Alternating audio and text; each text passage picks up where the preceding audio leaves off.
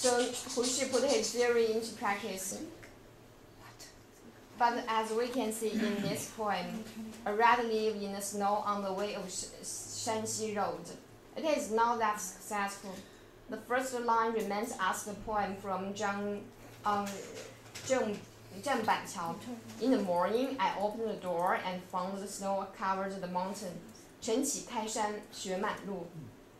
And these are three couplets which belong to the classical form and the subsequent lines of vernacular sentences rather than poetic lines. However, Hu Shi himself also knows that the experiment of the new poetry was far from perfect, and he found another way to speak what his own and not that of somebody else. In a letter to a friend in 1919, Hu Shi happily asserted he composed his new epoch of new poetry. It cannot be blocked. 关不住了. Actually, it is a translated version of American poets Sarah Tisdale's Over the Roofs. In the English version, we can see it expressed the personal feeling of love, but in the Chinese translated version, Hu Shi makes the excitement of new love publicly. Regarding form, he doesn't use any symmetric couplets which is typical in the classical Chinese poetry, and created a feminine rhyme which with the Chinese character liao, le. Please allow me to read the Chinese version aloud. 我说，我把心收起，向人家把门关了，叫爱情生生的饿死，也许不再和我为难了。但是5月的诗风时时从屋顶上吹来，还有那街心的情调一阵阵的飞来，一屋里都是太阳光。这时候，爱情有点醉了。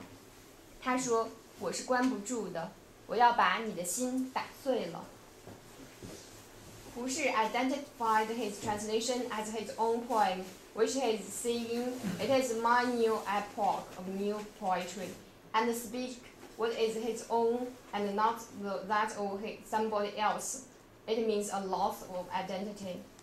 After this, he wrote some of his own poems, in which we can easily find the similar form and contents to some of his translation.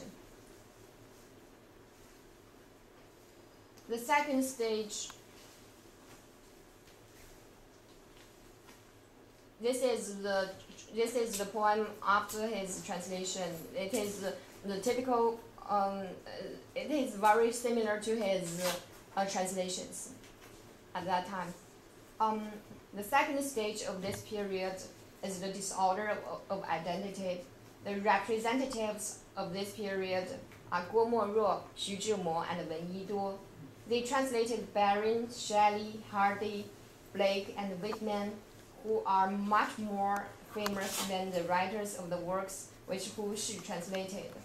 Also, they broadened their themes of poetry, deepened their connotations, and explored fresh expressions.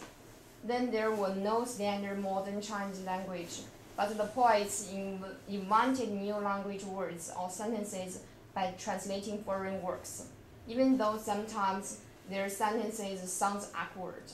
When comparing these translations and their composition, we can easily trace the similarities in the aspects of language, syntax, and rhyme, and the differences from the classical Chinese poems. However, when comparing the original English poems and their translation, we also can find the liberal translation and individual creation of the poets.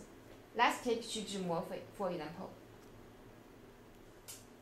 In these first two stanzas of The Tiger, Xu Zhimo translated the title, The Tiger, into the Fierce Tiger.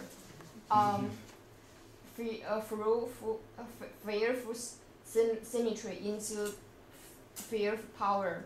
There are two poems composed before or after the translation of The Tiger respectively.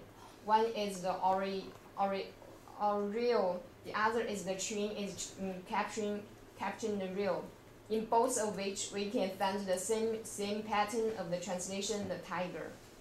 of the translated tiger, not only in Zhimo's poem, but also in other authors' poems. At that time, we can find the same phenomenon. In one of Guo Moruo's articles, he expressed his love for Shelley like this: I love Shelley. I can hear his voice. I can resonate with him. I got married to him. We are the one. His own poems, unlike my poems.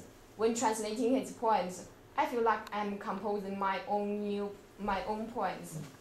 In this paragraph, Guo Moruo gave us the explicit disorder of his identity. When translating, he did not distinguish himself from the original author. On the other hand, when composing, what is his identity? Himself or the original composer of the poems he translated? Maybe the answer is a hybrid of both. The third stage is the rigging of the identity. In this time, according to the comparison between the translation of English poems and the original composed Chinese poems, the translators, namely the composers, are relatively mature and aware of their own identities as the poets and as the translators. Their translations are more faithful to the original English ones, while their own compositions are with more distinguished personal style. They combined the elements of classical Chinese poetry, classical and modern Western poetry, and their own active creation. Let's see Bian Zhilin's poems, for example. In this broken chapter, Bian used the changing vision angles, which is typical technique of Western poetry, skillfully and connotes the profound thinking of time and space, which remains as the famous classical Chinese poem, Night of Flowers and Moonlight by the Spring River, creatively. At that time, we can compare his translation of Blake's Tiger with Xu Zhimo's. Bian Zhilin's translation is much more faithful than Xu Zhimo's translation. Obviously, you know the title. Tiger is translated into 老虎 rather than the fierce tiger. In conclusion, the history of the development of the modern Chinese poetry witnessed the process of a lost identity, the disorder of identity, and the rigging of identity. By translation of English poetry, poets who also worked as translators from 1917 to 1949 copied and learned from English poetry to create their own languages, forms, thoughts, and gain identity of the modern Chinese vernacular poetry into the framework of world literature. Several questions I would like to solve in my project. Here they are. In a long run, what's the development of the relation between the three kinds of different poems? In brief, the translations are more and more faithful to the original English poems. The translations are increasingly distinguished from the composition of Chinese translators. It means the original modern Chinese poetry gains its own identity. And the second question is, when and why do they translate? When they were facing actually the answer, my answer is, when they are facing the crisis of identity, these poems started to translate foreign poems. It is almost a custom for the poets to translate while writing poems in 1917 to 1949. Many poets at that time had a background of foreign language and literature education, and some even left for an English-speaking country like the US and the UK to study. They realized the crisis of classical Chinese poetry and attempted to make a difference of Chinese poetry.